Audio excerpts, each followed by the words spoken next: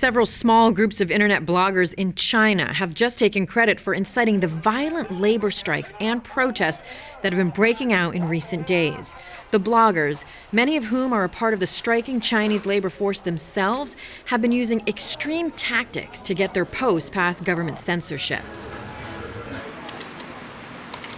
With us via satellite is telecommunications expert Simmons Boone. Good evening, Simmons. What can you tell us about this situation? Well, the Chinese government monitors the internet by hand with about 30,000 cyber employees on staff at any given time.